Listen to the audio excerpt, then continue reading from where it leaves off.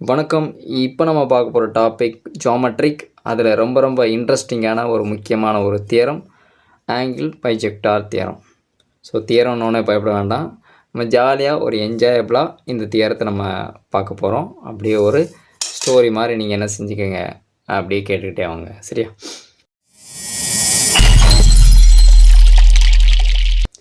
அந்த ஹெட்டிங்லேயே நமக்கு இருக்குது ஆங்கிள் பைஜெக்டார் தியரம், ஒரு ஆங்கிளை பிரிக்கக்கூடிய தியரம் அப்படின்னு சொல்லலாம். சரி, நம்ம இந்த ஸ்டேட்மெண்ட்டை நீங்கள் என்ன செய்ய தேவையில்லைன்னா மனப்பாடம் பண்ண தேவையில்ல. நான் அதுக்கு தான் நான் என்ன செய்கிறேன்னா ஜஸ்ட்டு ஒரு ஸ்டோரி மாதிரி சொல்கிறேன் ஸ்டேட்மெண்ட். ஏன்னா ஸ்டேட்மெண்ட்டை 2 மார்க் கொஸ்டினில் கேட்கலாம், சரியா?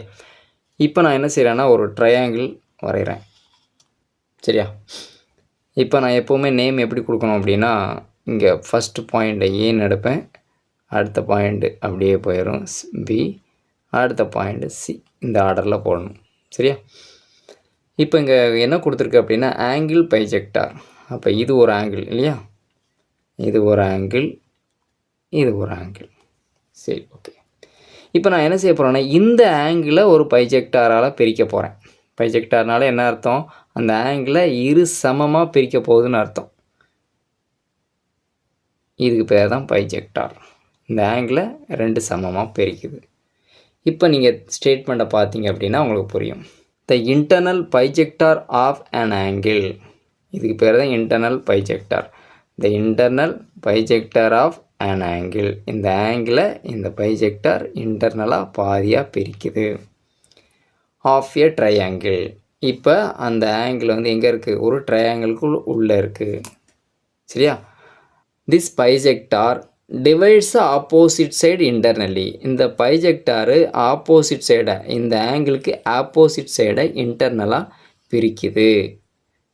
இந்த ரேஷியோ, அது ஒரு ரேஷியோவில் பிரிக்குது. இது ஒரு ரேஷியோவில் என்ன செஞ்சுருக்கு, பிரிச்சிருக்கு. பாதின்னு சொல்ல முடியாது, ஒரு சம் ரேஷியோவில் பிரிக்குது. இந்த ரேஷியோவும், இந்த பிரிக்கப்பட்ட அந்த லைனுக்கான ரேஷியோவும் ஆஃப் த கரஸ்பாண்டிங் சைடு, இந்த சைடுக்கு கரஸ்பாண்டிங்காக இருக்கக்கூடிய சைடுக்கான ரேஷியோவும் equal. Corresponding side containing the angle, இந்த கரஸ்பாண்டிங் சைடு எதை உள்ளடக்குனது, நம்ம பைஜெக்டாராக பிரித்தோம் பார்த்தீங்களா, அந்த ஆங்கிளை உள்ளடக்கியதாக இருக்கும், சரியா? அப்போ இதுலேருந்து மெயினாக சொல்ல வர விஷயம் என்ன அப்படின்னா, இந்த பைஜெக்டார் பிரிக்கக்கூடிய இந்த சைடுக்கான ரேஷியோ ஈக்குவல் டு அது கரஸ்பாண்டிங் சைட்ஸ்க்கான ரேஷியோ. அப்போ AB by AC equal to, இப்போ இந்த பாயிண்ட்டை நம்ம எடுத்துக்கலாம், எப்படி எடுத்துக்கலாம், டின்னு எடுத்துக்கோங்க. அப்படி எடுத்திங்கன்னா பிடி பை டிசி அப்படின்னு நம்ம ப்ரூவ் பண்ணணும். இப்போ பாருங்கள், ப்ரூவ் பண்ண, இப்போ உங்களுக்கு ஸ்டேட்மெண்ட்டை சொல்லியாச்சு. இப்போ எப்படி ப்ரூவ் பண்ணணும் அப்படிங்கிற விஷயத்தை நம்ம பார்க்கலாம். கிவன் என்ன சொல்லியிருக்கு, இன் ட்ரையாங்கிள் ஏபிசி, ஏபிசிங்கிற ட்ரையாங்கிளை வரைஞ்சாச்சு. AD is the internal bisector, ஏடிங்கிற இந்த லைன் தான் இந்த ஆங்கிளை பிரிக்கக்கூடிய இன்டர்னல் பைஜெக்டார். நம்ம அப்போ நம்ம வரைஞ்சி காமிச்சோம் இல்லையா, அந்த பைஜெக்டார் ஏடி. இப்போ நம்ம ப்ரூவ் பண்ண வேண்டிய நான் சொன்னேன், என்ன சொன்னேன், இந்த பிரிக்கப்பட்ட சைடுக்கான ரேஷியோ ஈக்குவல் டு அதர் 2 சைட்ஸ்க்கான ரேஷியோ. அப்போ நான் என்ன சொல்லியிருந்தேன், AB by AC equal to BD by CD அல்லது டிசி அப்படின்னு நம்ம இதை தான் நம்ம ப்ரூவ் பண்ண போகிறோம். இதை ப்ரூவ் பண்ணுறதுக்கு இந்த ஒரு ட்ரையாங்கிளை மட்டும் வச்சு எதுவும் பண்ண முடியாது. அப்படிங்கிறதுக்காகத்தான் நம்ம என்ன பண்ணுறோம் அப்படின்னா, இப்போ இதில் இந்த கன்ஸ்ட்ரக்ஷனை எப்படி ஞாபகம் வச்சுக்கிறது அப்படிங்கிறதுக்காக நான் இப்போ வரைஞ்சி காமிக்கிறேன். இந்த draw a line through C parallel AB, சியிலேருந்து ஒரு லைனை ட்ரா பண்ணுறேன். Draw a line through C, சியிலேருந்து நான் ஒரு லைன் வரைகிறேன். அது எதுக்கு பேரலாக இருக்கும், பேரலல் டு ஏபி, இந்த ஏபிக்கு பேரலாக இருக்கட்டும். புரிஞ்சிருச்சா, எப்படி எழுதணும்னு தெரிஞ்சிருச்சா? அடுத்து 2வது லைனை ஞாபகம் வச்சுக்கோங்க, எக்ஸ்டெண்ட் ஏடி, ஏடியை எக்ஸ்டெண்ட் பண்ணுறேன் அப்படின்னா என்ன அர்த்தம், அதை அப்படியே அதிகப்படுத்துகிறேன்னு அர்த்தம். Extend AD to meet at E, அது போய் எங்கே மீட் பண்ணுது, ஈயில் மீட் பண்ணுது, சரியா? இப்போ ரிவர்ஸில் வாங்க, த்ரூ சி, இந்த லைன் எது வழியாக வந்துச்சு, சி மூலமாக வந்துச்சு, அப்போ த்ரூ சி அப்படின்னு எழுதணும். ஸோ எழுதுறதுக்காக நான் அப்படி என்ன செஞ்சுருக்கேன், சொல்லியிருக்கேன். முதல்ல என்ன சொல்லணும், extend AD to meet at ஈன்னு எழுதணும் முதல்ல. ஏடி வந்து எக்ஸ்டெண்ட் பண்ணுறோம், அது ஈல மீட் பண்ணுது. இந்த ஈங்கிற பாயிண்ட் எங்கே இருந்து வந்துச்சு? Through C. ஓகேவா? இப்போ கன்ஸ்ட்ரக்ஷன் எப்படி எழுதணுங்கிறத தெரிஞ்சிருச்சா? ஓகே, இப்போ ப்ரூஃப்க்கு நம்ம போயிடலாம். இந்த மாதிரி ஒரு டேப்லர் காலம் போட்டுக்கோங்க. ஸ்டேட்மெண்ட், இது ரீசன். இங்கே என்ன ஸ்டேட்மெண்ட் நம்ம கொடுக்குறோமோ அதுக்கான ரீசனை இங்கே எழுதணும். சரியா? இப்போ ஃபஸ்ட்டு நம்ம என்ன பண்ணுறோம் அப்படின்னா, ஏஇசி பிஏஇஸ் ஈக்குவல் டு 1, அதாவது இந்த மாதிரி ஆங்கிள் எழுதும்போது நடுவில் மிடில் இருக்கிறது தான் ஆங்கிளை குறிக்கும். ஏஇசினா ஈயோட ஆங்கிளை குறிக்கும், பிஏஇனா ஏவோட ஆங்கிளை குறிக்கும். சரியா? பிஏஇ ஏயினுடைய உள்பக்க ஆங்கிள். சரியா? ஸோ அதை மைண்டில் ஞாபகம் வச்சுக்கோங்க. அப்போ ஏஇசினா என்ன அர்த்தம்? ஏஇசி, அப்போ இந்த ஆங்கிள் 1. பிஏஇ பிஏஇ, அப்போ இந்த ஆங்கிள் 1. இந்த ரெண்டு ஆங்கிளும் ஈக்குவல் அப்படின்னு சொல்லியிருக்கோம். ஏன் அப்படி சொன்னோம் அப்படின்னா, நான் ஒரு ஸ்டோரி சொல்லியிருந்தேன், அதுக்கப்புறமா ரீசனை எழுதும்போது நீங்கள் எழுதிக்கோங்க. சரியா? அதாவது ரெண்டு பேரலல் லைன், இது ரெண்டுமே இணைக்கோடு இல்லையா? இந்த ரெண்டு பேரலல் லைனை கிராஸாக கட் பண்ணக்கூடிய ஒரு லைன் வந்து கிராஸாக கட் பண்ணிச்சுன்னா அதனுடைய ஒன்று விட்ட கோணங்கள் சமம். அதாவது என்ன சொல்லுவோம்? Alternate angles are equal. Alternate interior angle, அதாவது உள்பக்க ஆங்கிள், உள்பக்கமாக இருக்கா? Alternate interior angles are equal அப்படின்னு நம்ம சொல்லலாம். சரியா? அப்போ இந்த கிராஸை கட் பண்ணுற லைனுக்கு பேர் டிரான்ஸ்வர்சல் லைன் அப்படின்னு சொல்லுவோம். சரி, இப்போ நான் எப்படி அதை எழுதணுங்கிறத நான் சொல்கிறேன். இந்த ரீசனில் தான் எழுதணும். சரியா? இந்த ரீசனில் என்ன எழுதணும் அப்படின்னா, சிஇ பேரலல் ஏபி. இந்த சிஇக்கு பேரலாக ஏபிங்கிற ஒரு லைன், பேரலல் லைன் இருந்துச்சு அப்படின்னு, பேரலல் லைன் இருக்குது. அங்கே cut by the transversal line AE. இந்த ஏஇங்கிற இந்த டிரான்ஸ்வர்சல் லைன், அதாவது குறுக்கு கோடு வந்து என்ன செய்யுது அப்படின்னா, இந்த பேரலல் லைனை கட் பண்ணுது. Cut by the transversal line AE. அப்படி கட் பண்ணும்போது அது உருவாக்குது. என்னத்தை உருவாக்குது? Alternate angles are equal. Alternate angles are equal அப்படிங்கிறத சொல்லுது. இதுதான் வந்து ரீசனில் நீங்கள் எழுதணும். ஓகே, அடுத்து ரெண்டாவது ஒரு கதை சொல்ல போகிறோம். இப்போ நம்மளோட எய்மெல்லாம் என்ன அப்படின்னா, இந்த ரேஷியோ வந்து ஈக்குவல்னு சொல்லணும். ஸோ அதுக்காக நம்ம என்ன பண்ணுறோம் அப்படின்னா, இந்த கதையெல்லாம் ஒன்று ஒன்றா சொல்லிட்டு வரோம். இப்போ ஃபஸ்ட்டு ஸ்டோரி என்னங்கிறது உங்களுக்கு புரிஞ்சிருச்சா? ரெண்டாவதுல நம்ம என்ன சொல்ல போகிறோம் அப்படின்னா, இந்த ஏசிங்கிற இந்த ஆங்கிள் வந்து ஐசோஸ்லஸ் ட்ரையாங்கிள்னு சொல்ல போகிறோம். ஐசோஸ்லஸ் ட்ரையாங்கிள் என்ன அப்படின்னா, அதாவது இரு சமபக்க முக்கோணம். ஒரு முக்கோணத்தில் ரெண்டு பக்கம் சமமாக இருக்கும் அப்படின்னு நம்ம சொல்கிறோம். அப்போ இந்த ஏசிங்கிற ட்ரையாங்கிளை ஏன் வந்து ஐசோஸ்லஸ் அப்படின்னு சொல்கிறோம் அப்படிங்கிறத பார்க்கலாம். ஏசிங்கிறது என்னது? ஏசிஇ. அப்போ இந்த ட்ரையாங்கிள். சரியா? இந்த ட்ரையாங்கிளில் பார்த்தீங்க அப்படின்னா ரெண்டு ஆங்கிள் ஈக்குவலாக இருக்குது. இந்த ஆங்கிளும் 1 அப்படின்னு நம்ம ஏற்கனவே சொல்லிட்டோம். இந்த ஆங்கிளை பற்றி நம்ம சொல்லவே இல்லையே. இல்லை, பார்த்தீங்களா? இந்த ஆங்கிளும் 1 தான் இருக்கும். ஏன்னா இந்த லைனுக்கு பேர் என்ன அப்படின்னா பைஜெக்டார், அதாவது ஒரு ஆங்கிளை பாதியாக பிரிக்கும். அப்போ இந்த பக்கம் பிரிக்கப்பட்ட ஆங்கிள் 1னா இதுவும் 1 தான் இருக்கும். சரி, அதை நான் சொல்ல மறந்துட்டேன்.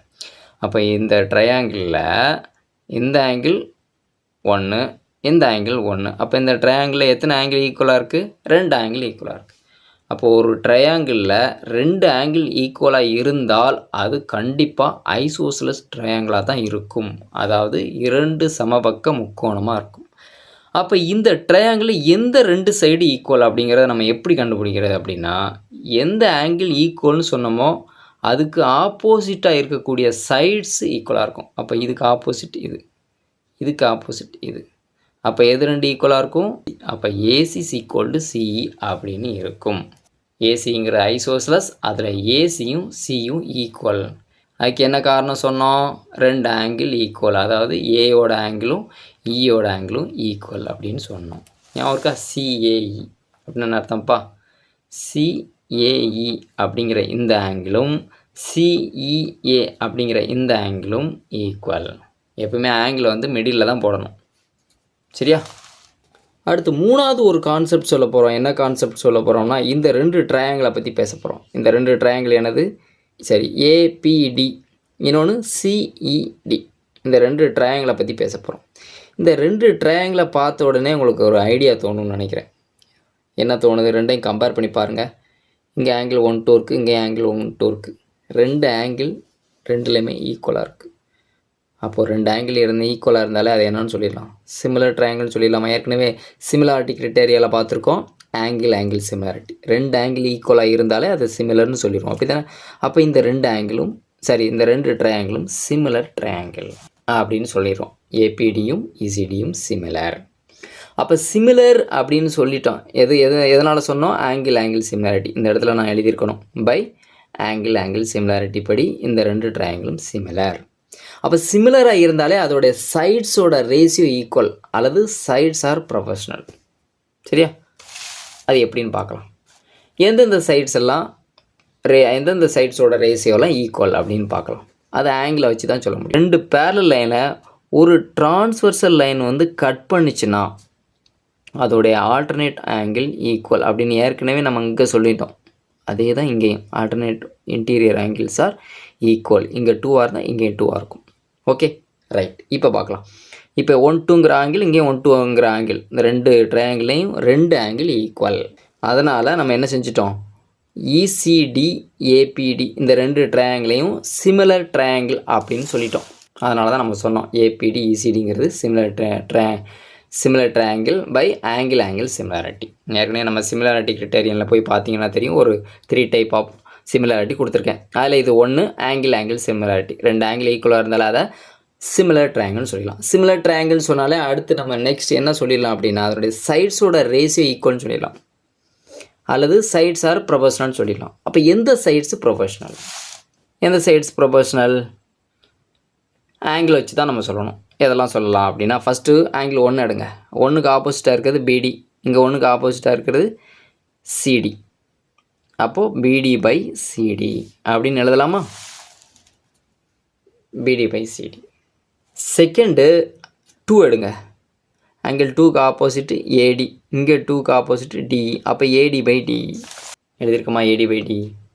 அடுத்து வெர்டிக்கல் ஆங்கிளுக்கு இங்கே ஆப்போசிட் ஏபி, இங்கே ஆப்போசிட் சி. அப்போ ஏபி பை சி எடுத்தாச்சா? 3 ஆங்கிளுமே எடுத்துட்டோமா நம்ம ஈக்குவல் அப்படின்ட்டு சைட்ஸ் ஆர் ப்ரொபோர்ஷனல் அப்படின்னு நம்ம சொல்லிடலாம். ஏன்னா சிமிலர் ட்ரையாங்கிள். இப்போ நமக்கு இந்த ரேஷியோ தேவையில்லை நம்ம ப்ரூஃபுக்கு. ஸோ அதனால் இது நம்ம விட்டுட்டு இது 2 மட்டும் கம்பேரிஷன் பண்ணுவோம். இந்த 2ல் வந்து பார்த்திங்க அப்படின்னா சிக்கு பதிலாக நம்ம ஏசின்னு அப்ளை பண்ணிக்கலாம். சரியா? ஏன்னா நம்ம ஐசோசிலர் ட்ரையாங்கிள் ஏசியும் சியும் ஈக்குவல் நம்ம ஆல்ரெடி சொல்லியிருக்கோம் இல்லையா? ஸோ இந்த ஈக்குவேஷன் 1லேருந்து AC is equal to C. அப்போ சி இருக்க இடத்துல நம்ம என்ன அப்ளை பண்ணிக்கலாம்? ஏசி அப்ளை பண்ணிக்கலாம் ஃப்ரம் ஈக்குவேஷன் 1. இதுதான் நம்ம ப்ரூவ் பண்ண வேண்டிய ஸ்டேட்மெண்ட்டை போய் பாருங்கள் ஒரு நிமிஷம். AB by AC BD by CD, AB by AC BD by CD prove பண்ணிட்டோமா? ஸோ இதுதான் நமக்கு தேவையான ப்ரூஃப். ஆங்கிள் பைஜெக்டார் தியரத்தில் நாம் சொல்கிற ப்ரூஃப் இதுதான். ஓகேவா? ஸோ இந்த வீடியோ உங்களுக்கு புரிஞ்சிருக்குன்னு நம்புகிறேன். இந்த வீடியோவில் உங்களுக்கு டவுட் இருந்துச்சுன்னா கமெண்ட் செக்ஷனில் கண்டிப்பாக வாங்க. அதுக்கான ஆன்சரோட அடுத்த வீடியோவில் நான் உங்களை சந்திக்கிறேன். நன்றி, வணக்கம்.